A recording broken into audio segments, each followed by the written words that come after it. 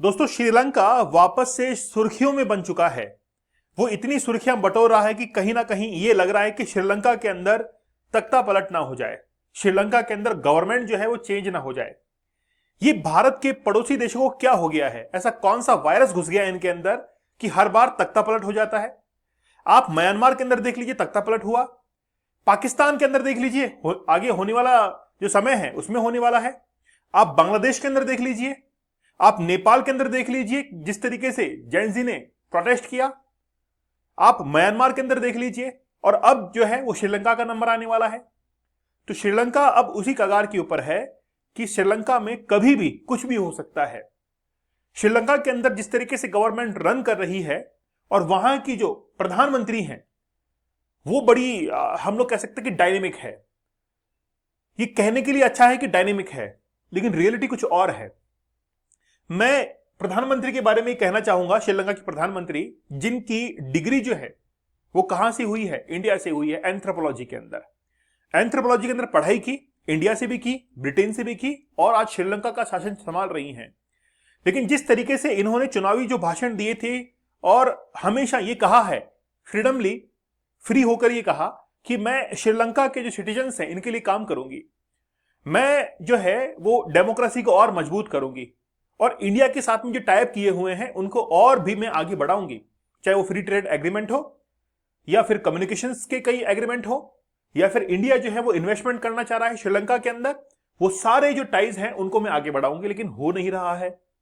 तो आज हम लोग बड़ा विस्तार से बात करने वाले हैं कि आखिरकार मद्रास हाईकोर्ट के अंदर वो कौन सा केस पहुंच गया जिसके चलते मद्रास हाईकोर्ट ने सेंट्रल गवर्नमेंट को यह कह दिया है कि ये जो सिटीजनशिप का मामला है इसको जल्दी निपटाइए।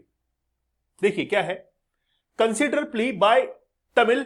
देखिए पहली बात तो क्या है, पैट्रियाट रीपैट्रियाट की बात की जा रही है from Sri Lanka for India citizen, Madras high court ने कहा है। तो मद्रास हाईकोर्ट ये कह रहा है कि भाई एक आदमी है जो कि है तो इंडिया का, श्रीलंका के अंदर चला गया, वापस से इंडिया के अंदर आ गया, तो आप उसको सिटीजनशिप क्यों नहीं दे रहे हैं?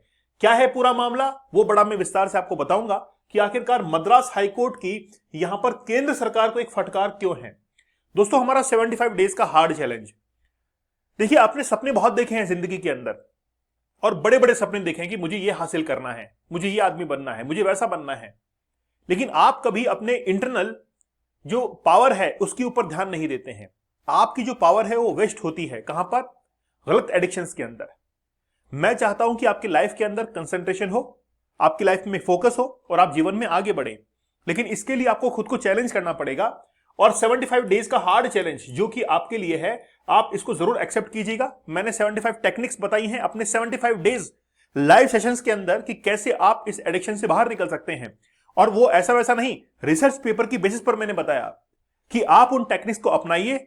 मैं आपको कहता हूं कि आप 75 डेज के अंदर इस एडिक्शन से, पोर्नोग्राफिक एडिक्शन से बाहर निकल जाएंगे, या आप 175 डेज का हार्ड चैलेंज भी ले सकते हैं। वो आपके ऊपर डिपेंड है कि आपकी विल पावर क्या है, उसके ऊपर वो डिपेंड करता है। चलिए, सबसे पहले मैं आपको एक घटना बताता हूं। राजीव गांधी के ऊपर राइफल से एक राइफलमैन ने हमला किया जब वो श्रीलंका के विजिट के ऊपर थे। 1987 की ये बात है, और राजीव गांधी से वो लोग नाराज थे। नाराज कौन थे? क्या गवर्नमेंट नाराज थी, या वहां के सिटीजन्स नाराज थे, वहां के लोग नाराज थे? एक्चुअली में जिस समय राजीव गांधी श्रीलंका विजिट पर गए थे तो वहां पर एक पार्टी थी, जेवीपी पार्टी, जो कि वहां पर शासन कर रही थी, वहां पर उस सरकार को चला रही थी। अब उसकी जो पॉलिसी थी सरकार को चलाने की, वो बड़ी मार्क्सिस्ट थी।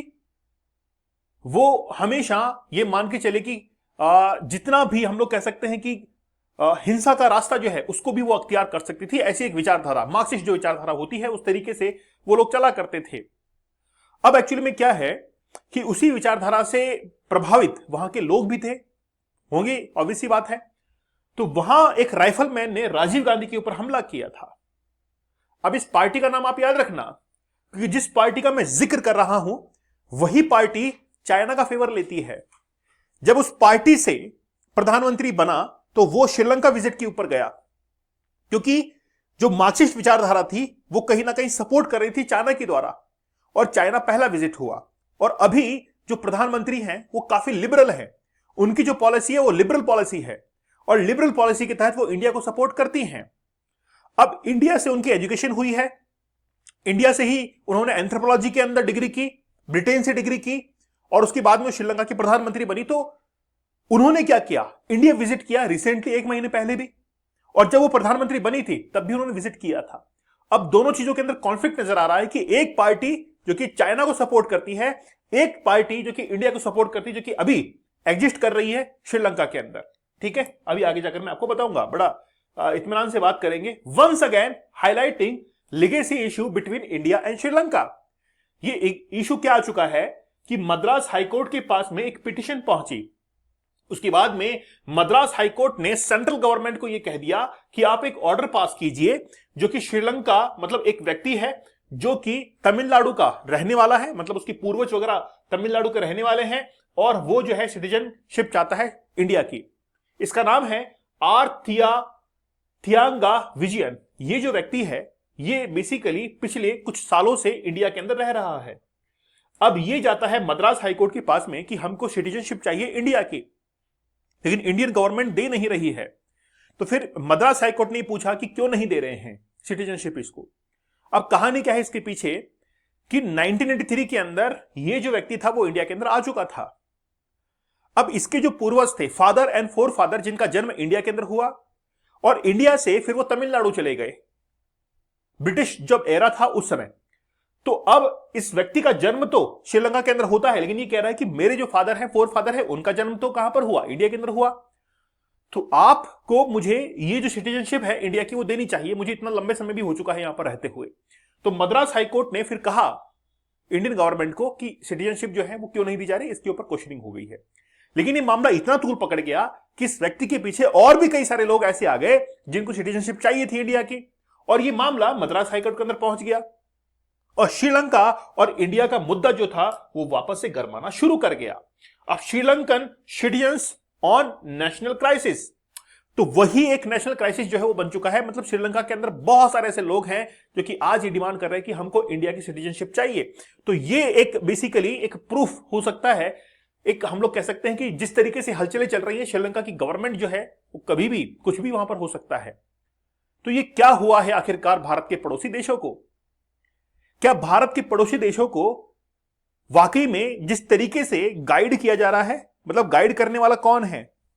क्या कोई ऐसा व्यक्ति है, ऐसा देश है जो कि इंडिया को ये देखना चाहता है कि यार ये इंडिया बहुत आगे बढ़ रहा है, बहुत तेजी से आगे बढ़ रहा है, क्यों ना इसको पीछे किया जाए? चाइना हो सकता है, अमेरिका हो सकता है, हम नहीं जानते हैं, लेकिन बांग्लादेश के अंदर तख्ता पलट करने की जिम्मेदारी कौन की, किसकी थी? अमेरिका की थी। पाकिस्तान में किसकी होगी? अमेरिका की होगी। आप समझ रहे हैं, भले ही चाइना ने इकोनॉमिक ट्रैप के अंदर इन देशों को फंसाया हो, लेकिन अमेरिका एक ऐसा देश जो कि अपने दोस्तों और दुश्मनों को सबको हथियार सप्लाई करता है। वो चाहता है कि मेरे बराबर कोई आकर खड़ा ना हो। उसको लगता है कि अगर इंडिया हमारी बराबर आकर खड़ा हो गया तो आगे आने वाले समय में दिक्कत होगी, इसलिए इंडिया और पाकिस्तान दोनों को हथियार सप्लाई कर दो, दोनों लड़ेंगे, भिड़ेंगे, अपनी शक्ति को कमजोर करेंगे, और जैसे ही पावर डाउन होगी अमेरिका ऊपर हो जाएगा। भाई रेस के अंदर क्या होता है, अगर किसी रेस में जीतना हो तो क्या होगा? यही होगा कि अगर आप आगे नहीं बढ़ सकते हैं तो जो आपके आगे बढ़ रहा है उसको पीछे कर दो। यही तो है अमेरिका क्या करता है, यही करता है। अमेरिका को अब यह पता लग चुका है कि मैं तो आगे नहीं निकल पाऊंगा, लेकिन जो लोग आगे निकल रहे हैं, जो देश आगे निकल रहे हैं, उनको पीछे कर दो ताकि मैं खुद ब खुद आगे हो जाऊंगा। ये कंसेप्ट बड़ा तगड़ा है। फिल्म भी जो है इस पे बनी थी। वो एक मालकिन आती है, वो कहती है किराया कौन देगा? वो पूछती है और वो 4 कैरेक्टर वहां पर खड़े रहते हैं। आप फिल्म का नाम बताइए, क्या कौन सी फिल्म है? तो वो बाकी 3 लोग पीछे हट जाते हैं, वो एक व्यक्ति आगे खड़ा रहता है। तो वो मालकिन ये पूछती है कि तुम दोगे किराया? बोला नहीं। फिर तो आगे क्यों आए? बोला नहीं, मैं तो आगे नहीं आया, बाकी लोग पीछे चले गए। आप समझ रहे हैं, ये स्ट्रेटेजी जो है वो अमेरिका इस्तेमाल करता है, इसलिए श्रीलंका के अंदर कहीं ना कहीं क्राइसिस चलता रहता है। अब तमिलनाडु से जो लोग निकल कर जाते हैं काम काज के लिए, वो भी कहां पर जाते हैं? नदन श्रीलंका के अंदर जाते हैं, खास तौर पर जाफना यहां पर है, और जाफना से ही फिर वो वापस से तमिलनाडु के अंदर आते हैं। बहुत सारे लोग ऐसे थे जो कि तमिलनाडु से जाफना आइलैंड पर चले गए थे। वो आज भी डिमांड करते हैं कि इंडिया जो है वो हमको क्या दे, सिटीजनशिप दे। और वहां की जो पीएम है काफी पढ़ी लिखी है। अब बात प्रॉब्लम पता है कहां पर है? प्रॉब्लम यह है कि श्रीलंका के अंदर अभी एनपीपी पावर के अंदर है, नेशनल पीपल्स जो पार्टी है वो वहां पर पावर के अंदर है, लिबरल पार्टी है वो। अब वहां के प्रधानमंत्री के साथ में समस्या यह है कि जिस समय चुनाव लड़ा गया उस समय इन्होंने बहुत बड़े बड़े वादे किए। अब जब इंडिया विजिट हुई है तो इंडिया की विजिट में इन्होंने मुंह तक नहीं खोला, शब्द तक नहीं बोले कि आखिरकार इंडिया के और श्रीलंका के रिश्ते कैसे सुधर सकते हैं, कैसे इंप्रूव हो सकते हैं, क्या उसमें कमी है। इंडिया ये कोशिश कर रहा था कि ये कुछ ऐसा कहकर जाए कि इंडिया हमारे देश के अंदर इन्वेस्ट करने जा रहा है, इंडिया का इन्वेस्टमेंट हमको चाहिए, लेकिन कुछ बोला नहीं इन्होंने। क्यों? क्योंकि श्रीलंका के अंदर जो पॉलिटिकल पार्टीज हैं उनका इंटरनल डिस्टर्बेंस चल रहा है, जेवीपी पार्टी, एनपीपी पार्टी, इनके बीच में। तो ये आंतरिक कलह जो है इसको खत्म नहीं कर पा रहे हैं, ये दूसरे देशों के साथ में डील क्या करेंगे, और ये रियलिटी है आज श्रीलंका की। तो श्रीलंका जो कि अपनी इकोनॉमी के लिए 13% टूरिज्म के ऊपर डिपेंड करता है। कोरोना के अंदर क्या हुआ, कोविड के अंदर सारे टूरिज्म आना बंद हो गए थे श्रीलंका के अंदर, तो श्रीलंका की जो इकोनॉमी थी वो काफी क्राइसिस के अंदर चली गई थी और रानिल विक्रमसिंघे सब जो है देश छोड़कर भाग गए। यही हुआ उस समय, और इनको ये समझ में आया कि टूरिज्म पर ही हमारी इकोनॉमी नहीं चल सकती है, हमको इंडिपेंडेंट होना पड़ेगा, हमको भारत के जैसे चलना पड़ेगा, हमको फूड क्रॉप्स के लिए इंडिया पर डिपेंड होना ही पड़े, मतलब खुद पे डिपेंड होना पड़ेगा। जैसे इंडिया खुद पर डिपेंड है, मतलब खुद पे जो है वो अपने देश के अंदर ही सभी क्रॉप्स को उगाता है, फूड ग्रेन्स के लिए किसी के ऊपर डिपेंड नहीं है। जब रशिया यूक्रेन का वॉर चला उस समय यूक्रेन से गेहूं जो है आना बंद हो गया था श्रीलंका में, और श्रीलंका के अंदर हाहाकार मच गया था। तो इकोनॉमिक क्राइसिस वहां पर थी, महंगाई आसमान छू रही थी, देश छोड़कर भागना पड़ा राष्ट्रपति को, और इससे बड़ी बात क्या होगी। तो श्रीलंका को ये समझ में आया कि टूरिज्म के अलावा भी हमारे पास में बहुत कुछ है ग्रो करने के लिए, और श्रीलंका टूरिज्म के अलावा फिर इसने ग्रो करना शुरू किया। लेकिन अब इनकी पॉलिटिकल पार्टीज जिनकी हम लोग बात करें तो वहां पर क्या है, एक वोट बैंक को लेकर ये आगे चल रही कि हमको वोट बैंक जो है वो अब चाहिए। अब वहां पर नेशनल पीपल्स पावर ये एक पार्टी है जिसकी अभी सरकार चल रही है, और इसके साथ में ही एक पार्टी और है जिसका नाम है जेवीपी, ये रहा जनसत्ता, ये वाला पार्टी। तो ये जेवीपी पार्टी दोनों के बीच में क्या चल रहा है, इंटरनल खींचतान जो है चल रही है, इसका इफेक्ट जो है वो श्रीलंकन डेमोक्रेसी के ऊपर पड़ेगा। तो श्रीलंका के अंदर कभी भी जो है कुछ भी हो सकता है कि वहां गवर्नमेंट चेंज हो, कुछ भी हो, वो तो आगे आने वाला भविष्य समय जो है वो बताएगा, समय बड़ा वाला बलवान होता है। ठीक है, अब बात यह है कि पहले वाली सरकार के प्रधानमंत्री जाते थे चाइना, अब वाले आ रहे हैं इंडिया, काफी फर्क है। म्यांमार के जो राष्ट्रपति थे वो इस बार चाइना विजिट के लिए गए थे, जबकि मालदीव्स के अंदर, तो मालदीव्स के प्रधानमंत्री राष्ट्रपति कहां पर गए, वो गए चाइना के अंदर। जबकि जो ट्रेडिशन चला हुआ आ रहा था कि जब भी कोई प्रधानमंत्री राष्ट्रपति बनेगा तो वो इंडिया विजिट के लिए जाएगा, लेकिन उन्होंने उल्टा किया, चाइना गए। और फिर बाद में वो लक्षद्वीप का पूरा कांड आपको पता ही है किस तरीके से हुआ, सब कुछ आपको पता है। दोस्तों आप लोग हमारे डीप वर्क कोर्स को जरूर ज्वाइन कीजिएगा। Elon Musk, Bill Gates, Ratan Tata, mark Zuckerberg, वो टेक्निक से चलते हैं। टेक्निक होती है किसी भी काम करने की, ऐसा नहीं कि बस आंख बंद कर लिए काम करना शुरू कर दिया, नहीं, टेक्निक से काम करेंगे तो आगे बढ़ेंगे।